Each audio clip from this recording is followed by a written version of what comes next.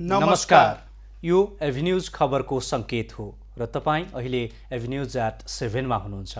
म गौतम रेग्मी। म सुभाष नेपाल। प्रारम्भमा मूल खबर। सिन्धुपाल्चोक र कालीकोटको पहिरोमा परि 17 जनाको मृत्यु, 27 जना बेपत्ता।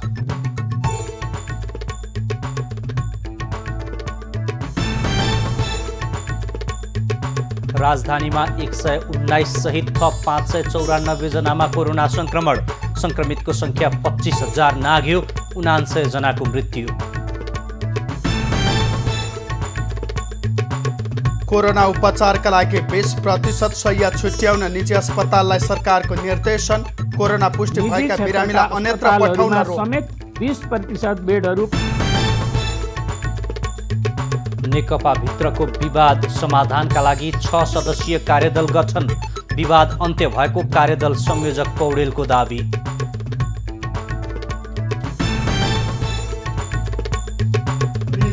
राष्ट्रिय विमानस्थल क्षेत्रको रुख बिरुवाको गणना सुरु, वन प्राविधिक सहित 17 जनाको टोली परिचालन। दक्षिण बाउन्ड्रीमा हामीले फेन्सिङको काम सकिसकेको छ।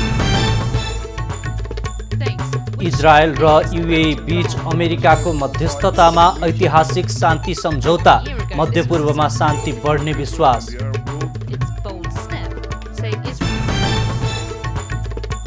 र च्याम्पियन्स लिग क्वार्टर फाइनलमा बार्सिलोना र बायर्न भिड्दै। खेल नेपाली समयअनुसार आज राति पाउने 1 बजे हुने।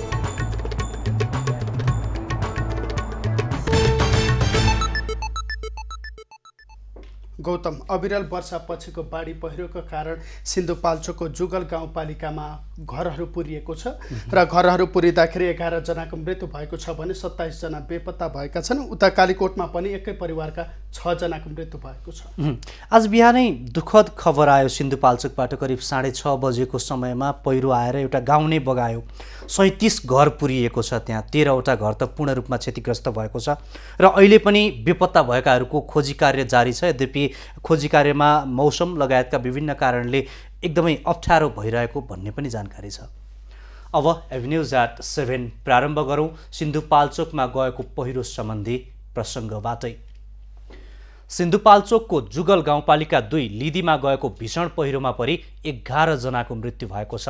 आज बिहान करिब 6:30 बजे गएको पहिरोले 13वटा घर बगाउँदा 27 जना बेपत्ता छन्।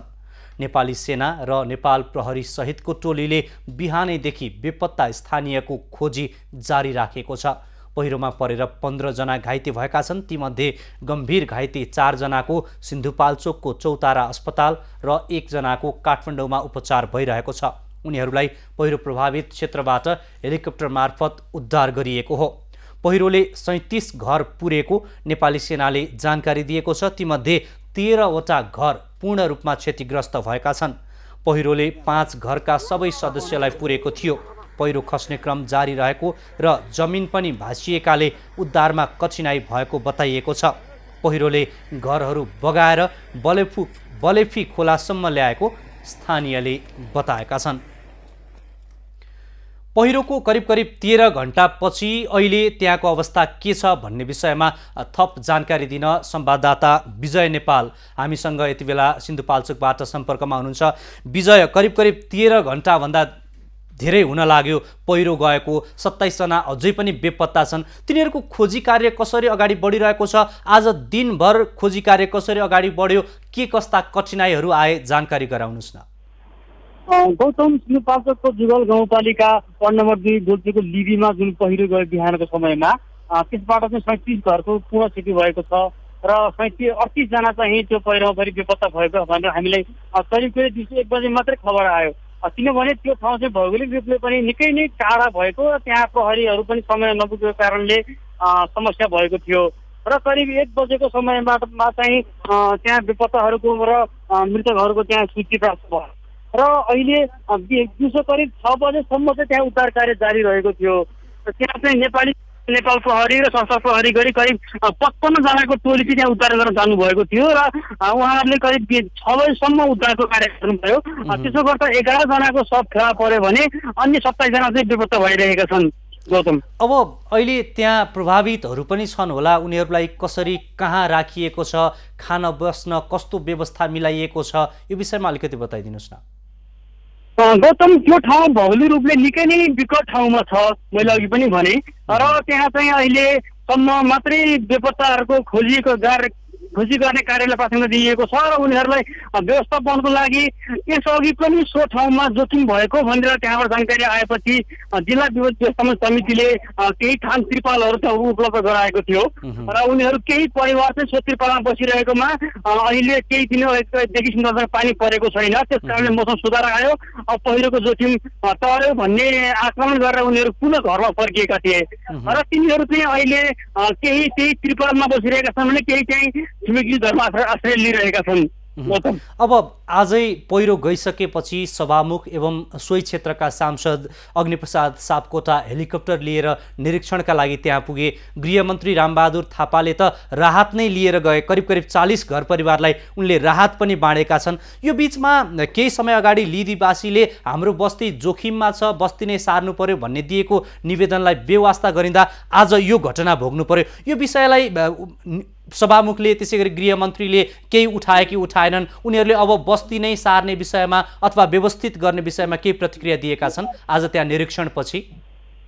गौतम, त्यो ठाउँमा चाहिँ बस्ती जोखिममा छ भने उनीहरूले केही समय अगाडि नै खबर गरेका थिए र त्यसपछि स्थानीय जिल्ला विपद समितिले चाहिँ त्यहाँ केही व्यवस्थापन गरेको थियो र उनीहरू चाहिँ मैले अघि पनि भने अब चाहिँ जोखिम टरेको भन्दै उनीहरू आफै बस्तीमा आएका थिए, त्यसले गर्दा पनि क्षतिको सङ्ख्या बढेको छ र अब उनीहरूको त्यस्तै व्यवस्थापनको लागि चाहिँ गाउँपालिका त्यसै गरी चाहिँ अघि भने जस्तै सभामुखदेखि लिएर गृहमन्त्री र प्रदेश नम्बर 3 का सामाजिक विकास मन्त्री त्यसै गरी चाहिँ सरेश नेपाल जो प्रदेश सांसद हुनुहुन्छ उहाँहरू सबैले आफ्नो स्थानबाट छलफल गर्ने र उनीहरू व्यवस्थापनको लागि तत्काल निर्णय गर्ने भनेर उहाँले भन्नुभएको छ।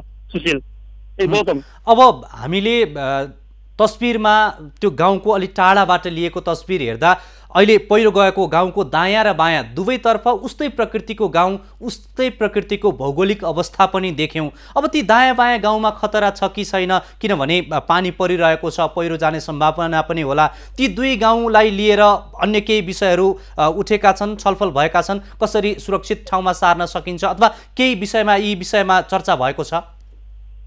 सुशील, त्यो बस्ती चाहिँ करिब 150 भन्दा बढी घर भएको बस्ती हो। त्यो ठाउँ चाहिँ भौगोलिक हिसाबले पनि निकै टाढा छ र करिब 150-200 घर चाहिँ त्यहाँ तामाङ समुदायहरू बसेको बस्ती हो र त्यो समुदायको बिच अब जुन पहिरो गयो त्यसले क्षति क्षति पुर्यायो भने बाँकी घर सुरक्षित छन् अहिलेसम्म। र पहिरोको कुरा गर्दा त्यो ठाउँमा आजसम्म एकदम सुरक्षित ठाउँ हो, त्यहाँ त्यसरी जोखिम हुने गरी पहिरो गएको आजसम्म इतिहास छैन।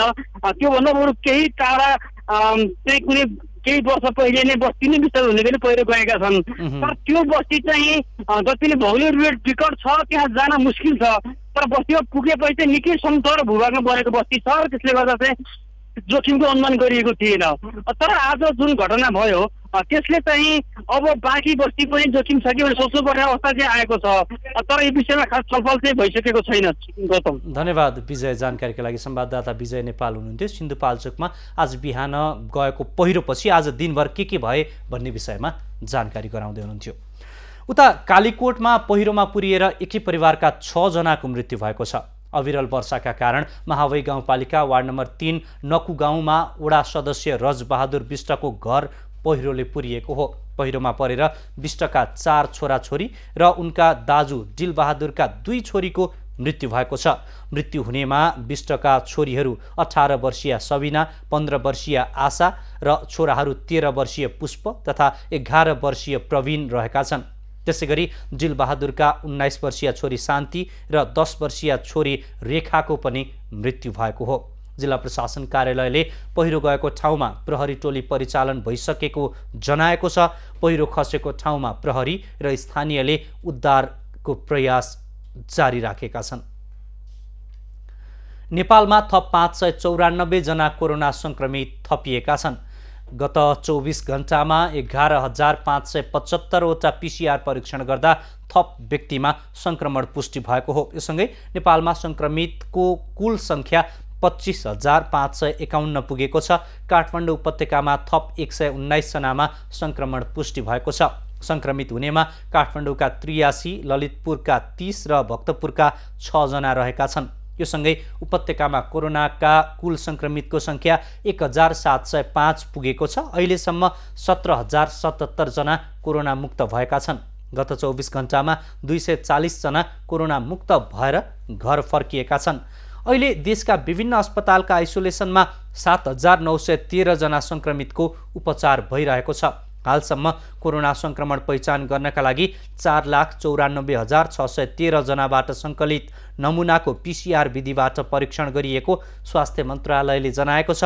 अहिले देशभरका क्वारेन्टिनमा 14,638 जना बसिरहेका छन्। गएको 24 घण्टामा नेपालमा कोरोनाबाट थप 4 जनाको मृत्यु भएको छ। मृत्यु हुनेमा विराटनगरका 30 वर्षीय पुरुष, सिराहाका 40 वर्षीय पुरुष, बाराका 50 र 65 वर्षका पुरुष रहेका छन्।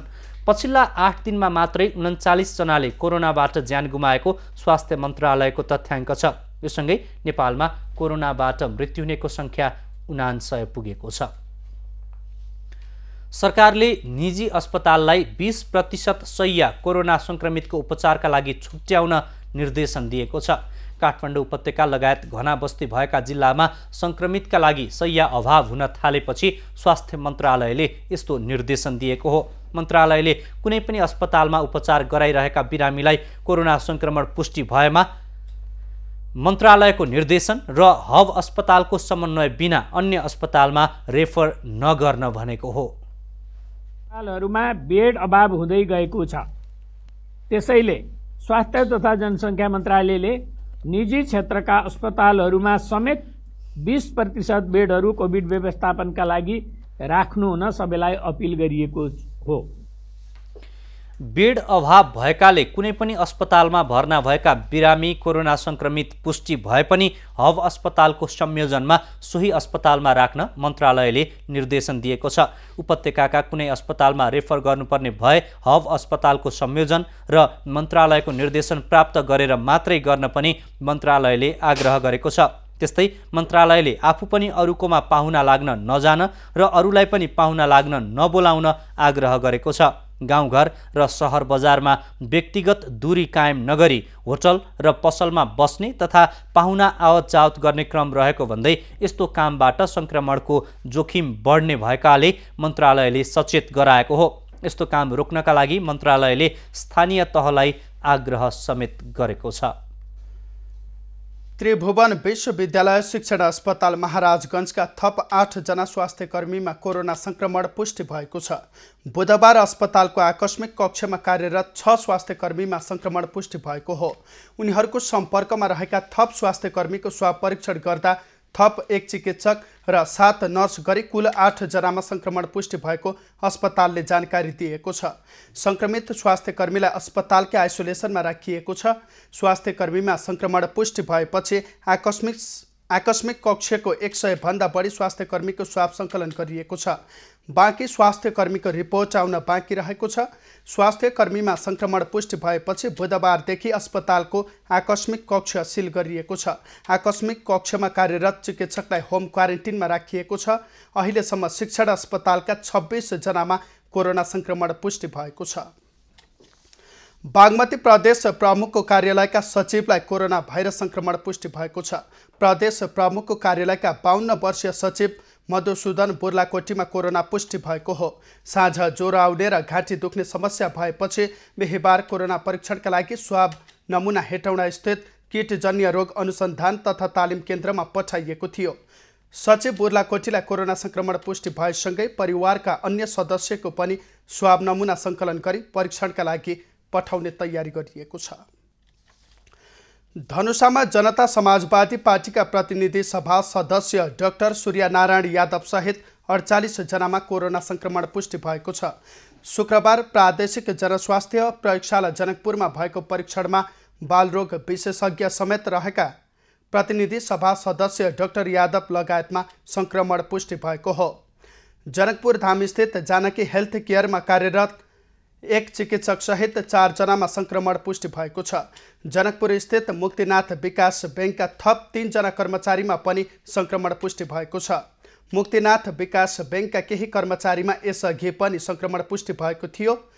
जनकपुर धाम उपमहानगरमा 22 जना, धनुषा, मिथिला बिहारी, बटेश्वर, हंसपुर, मुखियापट्टी, जमुनीबास र धनौजीमा 1-1 जना संक्रमित थपिएका छन्। मिथिला नगरपालिकामा 6 जना र लक्ष्मीनिया गाउँपालिकामा 3 जनामा संक्रमण पुष्टि भएको छ। सत्तारूढ नेकपामा विवाद समाधानका लागि सुझाव पेश गर्न महासचिव विष्णु पौडेलको संयोजकत्वमा 6 सदस्यीय कार्यदल गठन भएको छ।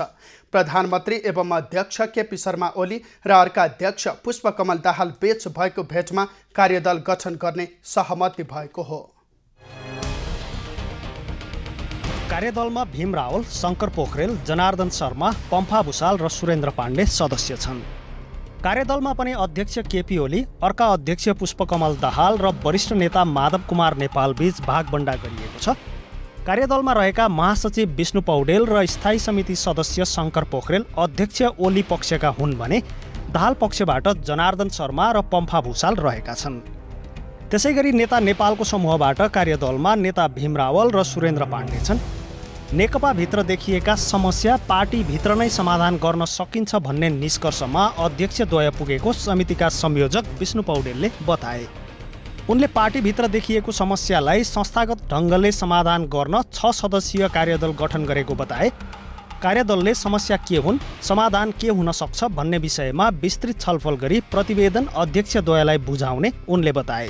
आज 2 जना अध्यक्षको अधिकारलाई प्रयोग गर्दै 6 सदस्यीय कार्यदल गठन गर्नुभएको छ। कार्यदलले समस्याहरू के हुन् र समाधान के हुन सक्दछ भन्ने विषयमा विस्तारपूर्वक छलफल गरिकन शीघ्रातिशीघ्र प्रतिवेदन प्रस्तुत गर्नेछ।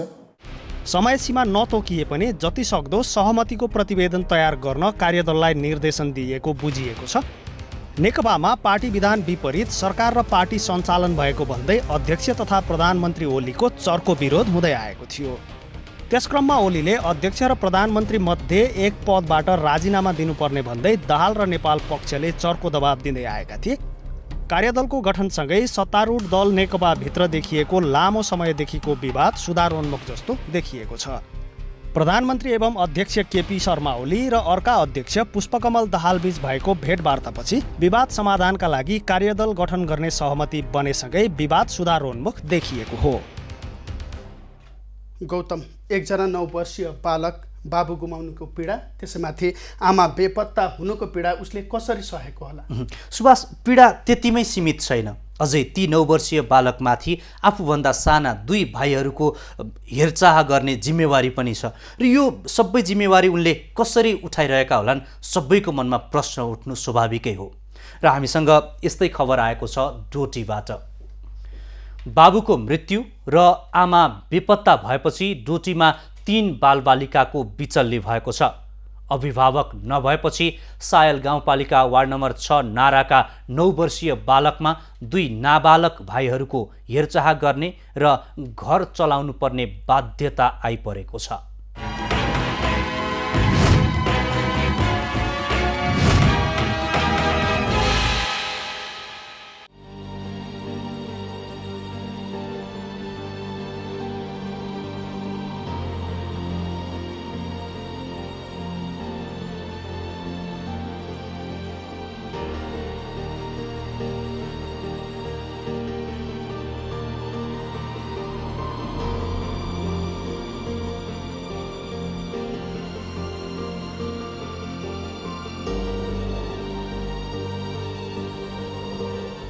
डोटीको सायल गाउँपालिका वडा नम्बर 6 नारामा 9 वर्षीय बालक अभिभावक बन्नुपर्ने बाध्यता आइपरेको छ। बाबु उदयराम खातीको 1 वर्ष पहिले मृत्यु भएको र आमा सङ्गीता देवी खाती 8 महिनादेखि सम्पर्कविहीन भएपछि 9 वर्षका लक्ष्मण खाती सहित 3 बालबालिकाको बिचल्ली भएको हो। बुवा कहिले बिताउनु थाहा छ? थाहा छैन। आमा कहाँ गएको छ थाहा छ? छैन। कहिले गयो भन्ने पनि थाहा छैन। अनि कसरी बनाउँछौ खाना? कतिजना भाइहरू छ तिमी? 3 जना। आमा बाबु विहीन भएका ती बालकलाई हिजो आज घरमा खाना दिने समेत कोही नभएका कारण निकै समस्या भएको छ। वर्षातको झरीमा घरले छाएको चुहिने सानो झोपडी घरमा खानेकुरा नहुँदा उनीहरू भोक्कै बस्न बाध्य छन्। शरीर ढाक्ने राम्रो कपडा त बालबालिकाले पाएका छैनन् नै, बिहान बेलुकाको छाक टार्न समेत उनीहरूलाई ढौ छ। घरमा रेखदेख तथा हेरचाह गर्ने कुनै पनि अभिभावक नभएका कारण लक्ष्मणसँगै 3 वर्षीय भाइ गणेश खाती र 2 वर्षीय कृष्ण खाती अहिले कष्टकर जीवन बिताइरहेका छन्। घरमा खाना पकाएर दिने अभिभावक समेत नहुँदा बालबालिकालाई दैनिक छाक टार्न समेत समस्या भएको छ। आफ्नो साथै भाइहरूको सरसफाई गर्नेदेखि छाक टार्ने व्यवस्था गर्न लक्ष्मणलाई निकै हम्मे परेको छ।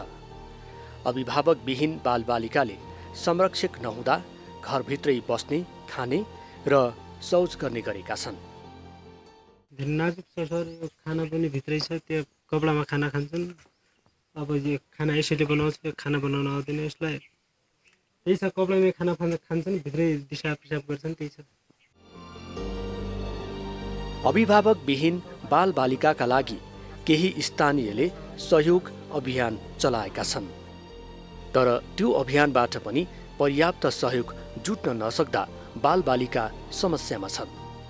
बच्चाहरूको अवस्था अब यतिले मात्रै सामान भित्राएर सहयोग गरेर राहत दिएर पैसा दिएर मात्रै हुनेवाला छैन। र केही व्यक्ति र संस्थाले भने बिचल्लीमा परेका बालबालिकालाई खाद्यान्न लगायतका सामग्री उपलब्ध गराए पनि आफै पकाएर खान सक्ने अवस्थामा बालबालिकाहरू छैनन्। अभिभावकविहीन भएका ती बालकहरूको उचित लालन पालनका लागि गाउँपालिकाले पहल गर्नुपर्ने स्थानीयको माग छ। एबी न्युज खबरका लागि डोटीबाट तेजु ओलीको रिपोर्ट।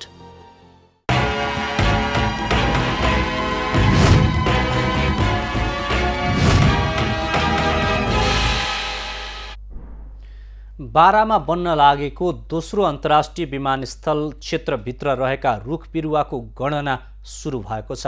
विमानस्थल निर्माण गर्दा ठूलो संख्यामा रुख काटिने हल्ला र विवादलाई चिर्न भन्दै वन मन्त्रालयले रुख बिरुवाको यकिन तथ्याङ्क निकाल्न लागेको हो। प्रस्तावित दोस्रो अन्तर्राष्ट्रिय विमानस्थल क्षेत्रमा 24 देखि 25 लाख रुखहरू काटिने भनेर प्रचार भएकोले वास्तवमै यो क्षेत्रभित्र रुख र पोलको संख्या कति छ भनेर यकिन गर्न गणना सुरु गरिएको हो। निजगढ विमानस्थल निर्माण स्थलमा पर्ने 8000 हेक्टर क्षेत्रमध्ये पहिलो चरणमा 1900 हेक्टर क्षेत्रमा जीपीएस प्रणाली मार्फत रुखको गणना र ट्याग गर्ने कार्य सुरु गरिएको डिभिजन वन कार्यालयले जनाएको छ। विमानस्थलको विषय सर्वोच्च अदालतमा विचाराधीन भएकोले अदालतले पनि रुख र पोलको संख्या कति छ भनेर तथ्याङ्क मागेमा त्यसका लागि यकिन तथ्याङ्क दिन काम लाग्ने अपेक्षा गरिएको छ। तपाईको रुख र पोलको नम्बरिङ कार्यको लागि 4 वटा टोली, जसमा 1 जना वन प्राविधिक र 4 जना स्थानीय लेबर गरेर 4 जनाको दरले 16 जना लेबर र 4 जना वन प्राविधिक 20 जनाको टोली चाहिँ प्रत्येक दिन बिहानदेखि बेलुकासम्म यसमा रुख पोलको लगन नम्बरिङ लिने काममा खटेको छ। विमानस्थल निर्माणको काम अगाडि बढाउन मन्त्री परिषदले निर्णय गरेमा रुख र पोलको संख्या यकिन गर्न यो तथ्याङ्क काम लाग्ने डिभिजन वन कार्यालय बाराले जनाएको छ। 1900 हेक्टर वन क्षेत्रलाई 12 क्लस्टरमा विभाजन गरी कार्य थालनी गरेको डिभिजन वन कार्यालय बाराले जनाएको छ। वन प्राविधिक सहित 17 जनाको टोलीले करिब 1 महिनादेखि रुखको गणना गर्ने कार्य गर्दै आइरहेको छ। यसअघि विमानस्थल निर्माण क्षेत्रलाई तारबार लगाउने, पश्चिमतर्फको बसाह खोलामा तटबन्ध र मुआब्जा समेत वितरण गरिसकेको दोस्रो अन्तर्राष्ट्रिय विमानस्थल कार्यालय सिमराले जनाएको छ। मुआब्जा वितरणको काम गरिराखेका छौँ। त्यसै गरी नदी नियन्त्रणको कामहरू भइराखेको छ। तपाईको अहिलेसम्म हामीले सकिसकेको काममा भन्नुहुन्छ भने हाम्रो एयरपोर्टको दक्षिण भागको दक्षिण बाउन्ड्रीमा हामीले फेन्सिङको काम सकिसकेका छौँ। विमानस्थल क्षेत्रको 4 किल्लाभित्र रहेका रुख बिरुवामा नम्बरिङ ट्यागिङ कार्य सुरु गरिएसँगै विमानस्थल बन्नेमा स्थानीय आशावादी भएका छन्। विमानस्थल निर्माण गरिनु पूर्वको तयारीका कार्यका लागि हालसम्म 67 करोड भन्दा बढी खर्च भइसकेको छ। विमानस्थल निर्माण क्षेत्रमा पर्ने टाँगिया बस्तीमा रहेका 1476 परिवारको व्यवस्थापन भने चुनौतीपूर्ण हुने देखिएको छ। इन्दीप कोइराला, बारा।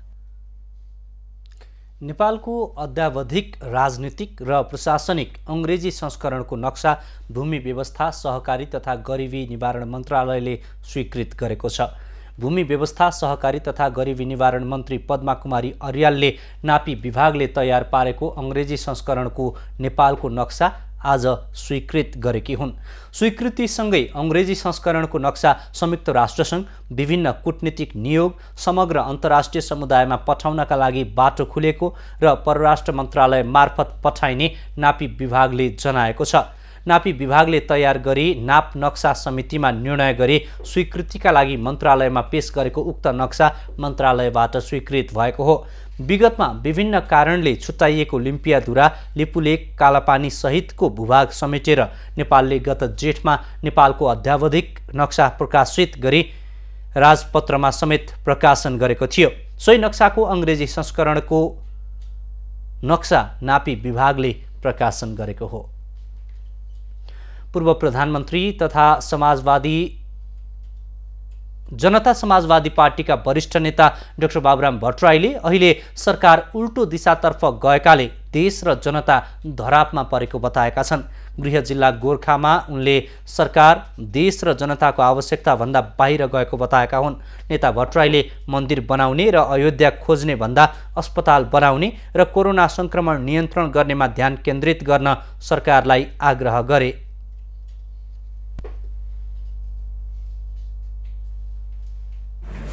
प्राथमिकता चाहिँ अस्पतालहरू बनाउने, यस्ता उपकरणहरू खोज्ने, कमसेकम भेन्टिलेटर आदिको व्यवस्था गर्नेतिर जानुपर्ने ठाउँमा उहाँको चाहिँ के छ ल भन्नु त, उहाँ त राम मन्दिर बनाउने एउटा अयोध्या सिर्जना गर्नु पर्यो। अहिले अयोध्या खोज्ने बेला हो, मन्दिर बनाउने बेला हो कि अस्पताल बनाउने बेला हो? नेता भट्टराईले सरकार दृष्टिविहीनहरूले हात्ती छामेको जस्तो भएको भन्दै नेपालमा कोरोना प्रवेश गरेको 5 महिना हुँदा पनि अहिलेको सरकारले केही भ्यू नपाएको बताए। नेता भट्टराईले कोरोना संक्रमण नियन्त्रणका लागि PCR परीक्षण बढाउन आग्रह गरिए पनि सरकारलाई उक्त आग्रह भालुलाई पुराण जस्तै भएको बताए। जिल्ला सदरमुकाममा रहेको गोर्खा अस्पताल र पालुङटारमा रहेको आँपपिपल अस्पताललाई ल्याबमा प्रयोगमा ल्याउने मेसिन हस्तान्तरण गर्न भट्टराई गोर्खा पुगेका हुन्। अस्पतालका लागि प्रदान गरिएको मेसिनले 36 प्रकारका रगतका नमुना परीक्षण गर्न सक्ने बताइएको छ। काठमाडौँको कालीमाटी, कुलेश्वर र बल्खुका केही क्षेत्र सिल गरिएको छ। उक्त स्थानका 40 जना भन्दा बढी फलफुल तथा तरकारी व्यापारीमा कोरोना संक्रमण देखिएपछि काठमाडौँ महानगरपालिका 14ले कुलेश्वर, कालीमाटी र बल्खु क्षेत्रका पसल तथा केही क्षेत्र सिल गरेको हो। बुधबार र बिहिबार गरी 40 जना भन्दा बढीमा कोरोना संक्रमण भएको काठमाडौँ महानगरपालिका 14 का वडा अध्यक्ष शोभा सापकोटाले जानकारी दिइन्। लकडाउन हटेसँगै फलफुल तथा तरकारी बजारमा भारत र तराईबाट धेरैजना फर्किएका कारण कोरोना संक्रमण बढेको अनुमान गरिएको छ। तरकारी बजारका केही व्यक्तिमा पनि कोरोना देखिएपछि कालीमाटी तरकारी बजार भने पूर्ण रूपमा बन्द भएको छैन। यस्तै वडा कार्यालयले समेत अत्यावश्यक बाहेकका सम्पूर्ण सेवाहरू बन्द गरेको छ। महानगरीय प्रहरी वृत्त कालीमाटी र स्थानीय तहको समन्वयमा कोरोना जोखिम क्षेत्रको पहिचान गरी सिल गर्ने कार्य जारी नै रहेको वडा कार्यालयले जनाएको छ। यसैगरी काठमाडौँको न्यू रोड क्षेत्रमा एक व्यापारीमा कोरोना भाइरस संक्रमण देखिएपछि पसलहरू बन्द गरिएको छ। व्यापारीमा संक्रमण देखिएपछि काठमाडौँ महानगरपालिकाको वडा नम्बर 24 मा पर्ने न्यू रोडको विशाल बजारदेखि इन्द्रचोकसम्मका पसलहरू बन्द गरिएको हो। शुक्रबारबाट लागू हुने गरी भदौ 7 गतेसम्म त्यस क्षेत्रका सबै पसलहरू बन्द गर्न वडा कार्यालयले अनुरोध गरेको छ। वडा कार्यालयले विज्ञप्ति जारी गर्दै न्यू रोड क्षेत्रमा कोरोना संक्रमण बढेका कारण साउन 30 गतेदेखि भदौ 7 गतेसम्म जुद्ध शालिगदेखि इन्द्रचोकसम्मका पसल व्यवसाय बन्द गर्न अनुरोध गरेको छ। उपत्यकामा कोरोना संक्रमितको संख्या बढ्दै जान थालेपछि काठमाडौँ प्रवेश गर्ने नाकामा कडाई गर्न थालिएको छ। उपत्यका भित्र नखोज्ने सवारी साधन र यात्रुहरूलाई प्रहरीले केही दिनदेखि नाकाबाट फिर्ता पठाउन थालेको हो। काठमाडौँका नागढुङ्गा, साँगा लगायतका स्थानमा प्रहरीले एम्बुलेन्स र दमकल लगायतका अत्यावश्यक सवारी साधन बाहेक अरूलाई रोक लगाएको छ। विभिन्न जिल्लाबाट निजी र रिजर्भ गाडीमा आएका यात्रुलाई उपत्यका प्रवेश गर्ने नाकाबाट फर्काउने गरेको र पैदल यात्रीलाई समेत रोक लगाइएको प्रहरीले बताएको छ। अहिले बाह्य जिल्लाबाट आउने सम्पूर्ण सवारी साधन र सम्पूर्ण चाहिँ यात्रुहरूलाई पनि हामीले साँगा नाकाबाट नै फिर्ता गर्ने गरेका छौँ। नाकामा केही दिनदेखि एम्बुलेन्स र दमकल लगायतका अत्यावश्यक सवारी साधन बाहेकलाई प्रवेशमा रोक लगाइएको छ। बिहिबार उपत्यका छिर्ने नाकाबाट 19,000लाई फिर्ता पठाइएको प्रहरीले बताएको छ। गृह मन्त्रालयले बिहिबारदेखि बाहिरका जिल्लाहरूबाट उपत्यका भित्रनका लागि दिँदै आएको सवारी पास स्वीकृति समेत अर्को व्यवस्था नभएसम्मका लागि वितरणमा रोक लगाइसकेको छ। जिल्ला प्रशासन कार्यालय चितवनले भरतपुर महानगर क्षेत्रभित्र एक साताका लागि निषेधाज्ञा जारी गरेको छ। शुक्रबार राति 12 बजेदेखि लागू हुने गरी निषेधाज्ञा जारी गरिएको हो। पछिल्लो 3 दिनमा भरतपुर महानगरभित्र 2 दर्जनभन्दा बढीमा कोरोना संक्रमण भएपछि भरतपुर महानगर क्षेत्रमा शुक्रबार रातिदेखि भदौ 5 गतेसम्म जिल्ला प्रशासनले निषेधाज्ञा जारी गरेको हो। आज बसेको महानगर विपद व्यवस्थापन समितिको बैठकले एक साता लकडाउन गर्न प्रमुख जिल्लाधिकारी समक्ष सुझाव दिएको थियो। महानगर प्रमुख रेणु दाहालले विभिन्न क्षेत्रबाट आएका सुझावलाई र बढ्दो संक्रमितको दरलाई विश्लेषण गरी यस्तो निर्णय गरिएको बताइन्। निषेधाज्ञाको समयमा अत्यावश्यक सेवा तथा वस्तुको ओसार पसार भने रोकिने छैन। सर्वसाधारणको अत्यावश्यक किनमेलका लागि बिहान 5 देखि 8 बजे र बेलुका 5 देखि 8 बजेको समय तोकिएको छ। पछिल्लो समय चितवनमा संक्रमणको दर बढ्दो रहेको छ। हालसम्म 150 भन्दा बढी संक्रमित भइसकेका छन्। कोरोना भाइरस संक्रमणको जोखिमलाई मध्यनजर गरी बुटवलमा लकडाउन लागू गरिएको छ। बिहिबार बेलुकादेखि भदौ 5 गतेसम्मका लागि लकडाउन लागू गरिएको हो। लकडाउन घोषणा भएसँगै बुटवलमा चहल पहल घटेको छ। होटल, रेस्टुरेन्ट तथा अन्य पेशा व्यवसाय ठप्प भएका छन्। बजारमा मानिसहरूको उपस्थिति पनि न्यून रहेको छ। दैनिक उपभोग्य वस्तुहरूका पसल भने बिहान र बेलुका खोल्ने व्यवस्था मिलाइएको छ। बैंक तथा वित्तीय संस्थालाई 50% मात्रै कर्मचारीको उपस्थितिमा केही घण्टा मात्रै सेवा सञ्चालन गर्न बुटवल उपमहानगरपालिकाले आग्रह गरेको छ। देवदह र तिलोत्तमा नगरपालिकामा पनि अत्यावश्यक बाहेकका सेवा बन्द गरिएको छ। अहिलेसम्म बुटवल नगरमै कोरोना संक्रमित को संख्या 56 पुगेको छ। रूपन्देहीमा भने 406 जनामा संक्रमण पुष्टि भएको छ। जिल्ला प्रशासन कार्यालय धनुषाबाट प्रवाह हुने अत्यावश्यक सेवा बाहेक अन्य सेवाहरू शुक्रबारबाट अनिश्चितकालका लागि बन्द गरिएको छ। जिल्लामा कोरोना संक्रमणको जोखिम दिन प्रतिदिन बढ्दै गएको अवस्थालाई दृष्टिगत गर्दै सुरक्षा सतर्कता अपनाउन अर्को सूचना जारी नभएसम्मका लागि यस्तो निर्णय गरिएको धनुषाका प्रमुख जिल्लाधिकारी प्रेम प्रसाद भट्टराईले जानकारी दिए। नेपाली नागरिकता वितरण, नागरिकता प्रतिलिपि वितरण, संस्था दर्ताका साथै पत्रिका दर्ता र नवीकरण, निजी सुरक्षा कम्पनी नवीकरण, राहदानी वितरण, नाबालक परिचय वितरण र अन्य अत्यावश्यक नभएका सेवाहरू अर्को सूचना जारी नभएसम्मका लागि स्थगित गरिएको छ। संक्रमण बढिरहेका बेला जिल्ला प्रशासन कार्यालयको क्षेत्राधिकारी रहेर सेवा सञ्चालन गर्ने निर्णय गरिएको हो। राष्ट्रिय सभा अन्तर्गतको दिगो विकास तथा सुशासन समितिको वार्षिक प्रतिवेदन पारित भएको छ। आर्थिक वर्षको अन्तिमसम्म पारित गरिसक्नुपर्ने भए पनि कोरोना महामारीका कारण प्रतिवेदन पारित हुन सकेको थिएन। समिति सभापति तारादेवी भट्टले कोभिड महामारी र समिति सभापतिहरूको कार्यकाल सकिएका कारण समयमै प्रतिवेदन पारित गर्न नसकिएको बताइन्। गत आर्थिक वर्षमा राष्ट्रिय गौरव तथा महत्त्वका आयोजनाहरूको अनुगमन गरी दिएका निर्देशनहरूको आंशिक रूपमा पालना भएको पाइएको समितिले प्रतिवेदनमा उल्लेख गरेको छ। सडक जोखिम र दुर्घटना एवं धनजनको क्षति न्यूनीकरण गर्न लामो यात्रामा 2 जना सवारी चालक राख्नुपर्ने, सवारी साधनमा परिचालक वा सहचालकको रूपमा बाल श्रम निषेध गर्नुपर्ने, तोकिएको भाडादर टाँस लगायतका विषयलाई कार्यमूलक बनाउन सम्बन्धित मन्त्रालयलाई निर्देशन दिएकोमा आंशिक रूपमा कार्यान्वयन भएको प्रतिवेदनमा उल्लेख छ। रामेछापको लिखु तामाकोशी गाउँपालिकाका अध्यक्ष गोविन्द खड्का पक्राउ परेका छन्। प्रहरीले आज उनलाई अपहरण तथा शरीर बन्धक सम्बन्धी कसुरमा मन्थलीबाट पक्राउ गरेको हो। उपभोक्ता समितिका दर्पण घिसिङलाई अपहरण गरी बन्धक बनाएर चेकमा जबरजस्ती हस्ताक्षर गर्न लगाएको आरोप उनीमाथि छ। खड्कामाथि थप अनुसन्धान भइरहेको प्रहरीले जनाएको छ। खड्का तत्कालीन नेकपा एमालेबाट अध्यक्षमा निर्वाचित भएका थिए। पार्टी नीति विपरीत काम गरेको भन्दै नेकपाले गत वर्ष उनलाई कारबाही गरेको थियो। कोरोना संक्रमण रोकथामका लागि गरिएको लकडाउनका कारण झापामा सञ्चालित ठूला तथा साना विकास निर्माणका आयोजना अलपत्र परेका छन्। जिल्लामा सञ्चालित विकास निर्माणका कामको सम्झौता मिति सकिए पनि काम भने सकिएको छैन। कोरोना संक्रमण रोकथामका लागि गरिएको लकडाउनका कारण झापामा सञ्चालित ठूला विकास निर्माणका आयोजना अलपत्र परेका हुन्। लकडाउनका कारण झण्डै 3 अर्ब भन्दा बढीका विकास निर्माणका ठूलो योजना र 2 अर्ब भन्दा बढीका ससाना विकास निर्माणको काम प्रभावित बनेको हो। स्थानीय पूर्वाधार तथा कृषि सडक विभाग अन्तर्गत ग्रामीण सडक सञ्जाल सुधार आयोजना RCIP मार्फत जिल्लामा अमलडाँगी सोलमारी चारपाने राजगढ पाडाजुगी खजुरगाछी र खरसाङबारी अधिकारी चोक सडक खण्ड निर्माणाधीन छन्। 4वटा सडकहरू हामीसँग निर्माणाधीन छन्। ती सडकहरू पनि गत चैत मसान्तभित्रमा सक्न पर्ने, त्यसको चाहिँ अलिकति विविध प्राविधिक कारणले गर्दा असारभित्रमा सकिने गरेको त्यसको समय थियो।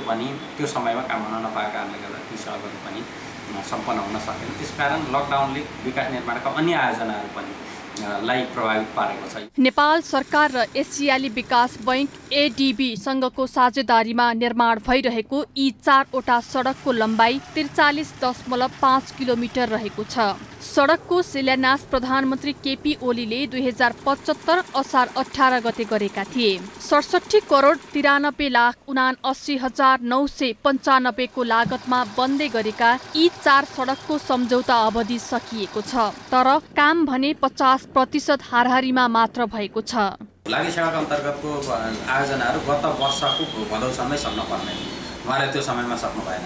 पछि थपिएको म्यादभित्रमा सक्नु भएन र पछि लकडाउन, यो त मैले भने यो चाहिँ असार मसान्तभित्रमा उहाँहरूलाई सक्नका लागि समय दिएकोमा पनि पछि लकडाउनका कारणले गर्दा उहाँले सक्नु। चिनिया कम्पनी र आशिष प्रेरा जेबी काठमाडौँले सडक निर्माणको जिम्मा लिएर कञ्चन निर्माण सेवा, विष्णु निर्माण सेवा र पशुपति इन्जिनियरिङ एन्ड बिल्डर्सलाई 4वटा सडक निर्माणका लागि 52 करोड 88,54,979 रुपैयाँमा पेटी कन्ट्र्याक्टमा ठेक्का दिएको थियो। हुलाकी राजमार्ग आयोजना इटहरीद्वारा सञ्चालित 4 आली केचना र झापा चोक राजगढ सडक खण्ड तथा राजगढ गौरीगञ्ज बिर्तामोड चन्द्रगढी सडक खण्डको काम समेत प्रभावित बनेको छ। काम गर्ने मुख्य सडकमा लकडाउन भएका कारण निर्माण व्यवसायीले समयमा काम गर्न नसक्दा आयोजनाको काम प्रभावित बनेको निर्माण व्यवसायी सङ्घ झापाले जनाएको छ। जुन निर्माण व्यवसायीहरूले सम्पूर्ण जुन मजदुरहरू चलाउने हो, स्किल मेन पावर चाहिँ हाम्रो इन्डियाबाट चलाउनु पर्ने भएको कारणले, हाम्रो कोभिड-19 को कारणले निर्माण व्यवसायमा पूर्ण रूपले असर परेको छ। लकडाउनका कारण स्थानीय तहले सञ्चालन गरेका साना विकास निर्माणका योजना समेत प्रभावित बन्दा नागरिकले भने शास्ति खेप्नु परेको छ। एभिन्यूज खबरका लागि झापाबाट सन्तोष नेउपानेको रिपोर्ट। 2072 सालको भूकम्पले क्षतिग्रस्त काष्ठमण्डप पुनर्निर्माणको काम 70% सम्पन्न भएको छ। जनप्रतिनिधि र स्थानीय नागरिकको प्रत्यक्ष सहभागितामा परम्परागत सिप विधि प्रयोग गरी काष्ठमण्डपको पुनर्निर्माण भइरहेको हो। कोरोना भाइरसका कारण केही समय काम स्थगित गरिए पनि गत वैशाख दोस्रो साताबाट सुरु भएको काम अहिलेसम्म 70% सम्पन्न भएको छ। पहिलो तल्लाको सम्पूर्ण काम सकिएको र दोस्रो तल्लाको काम धमाधम भइरहेको पुनर्निर्माण समितिले जनाएको छ। करिब 70% पार गरेको हाम्रो अवस्था छ हैन। 70% काम सकिसकेको अवस्था हामीले महसुस गरेका छौँ। अहिले हाम्रो पहिलो तलाको सबै गरेको काम सकेर हामी दोस्रो तलाको काम सुरु गरेका छौँ। काष्ठमण्डप पुनर्निर्माणमा प्राचीन कालमा प्रयोग गरिएको सामग्री र विधि प्रयोग भइरहेको छ। ऐतिहासिक सम्पदाहरूको पुनर्निर्माण गर्दा आधुनिक मेसिनको प्रयोग नभई स्थानीय जनशक्तिको परम्परागत सिप विधि माटो, इट्टा, काठ र ढुङ्गाबाट निर्माण भइरहेको हो। काठमाडौँ महानगरपालिका, राष्ट्रिय पुनर्निर्माण प्राधिकरण, पुरातत्व विभाग र काष्ठमण्डप निर्माण भइरहेको छ। पुनर्निर्माणको खर्च महानगरपालिकाले बिहोर्ने समझदारी अनुसार काम भइरहेको हो। अहिलेसम्म महानगरले 3 चरणमा गरी 10.5 करोड रुपैयाँ समितिलाई हस्तान्तरण गरिसकेको छ। काम गर्ने हामी जिम्मा काष्ठमण्डपको हो हैन, त्यसको आर्थिक व्यवस्थापनको जिम्मा महानगरपालिकाको हो हैन, त्यसको अभिलेखीकरण गर्ने पाटो पनि हाम्रै हो। त्यसको अब सुपरभिजन गर्ने जिम्मा हामीले पुरातत्वले दिएको छौँ। पुरातत्वले हामी तिनै पक्षले एकदम व्यवस्थित समन्वय गरेर काम अगाडि बढेको छ। कोरोना संक्रमणको जोखिम देशव्यापी रहे पनि आवश्यक सावधानी अपनाएर पुनर्निर्माणको काम भइरहेको हो। काष्ठमण्डप पुनर्निर्माणका लागि अहिलेसम्म 7,902 क्युफिट काठ मोहत्तरी, मकवानपुर र कञ्चनपुर लगायतका क्षेत्रबाट ल्याइएको छ। अझै 3-4 हजार क्युफिट काठको आवश्यक रहेको निर्माण समितिले जनाएको छ। 64 वर्गमिटर क्षेत्रफलमा निर्माण भइरहेको काष्ठमण्डपको उचाइ 26.5 मिटर रहेको छ। भग्नावशेषबाट सङ्कलन गरिएका केही काठहरू अहिले पनि प्रयोग गरिएको छ। मुख्य 4 खम्बा मध्ये 1 खम्बा पुरानै प्रयोग गरिएको छ। पुरानो काठ रेक्टोग्राफी टेस्ट गरेर मात्रै प्रयोग गरिएको पुनर्निर्माण समितिले जनाएको छ। अबको पालो एभिन्यूज एट स्पोर्ट्सको।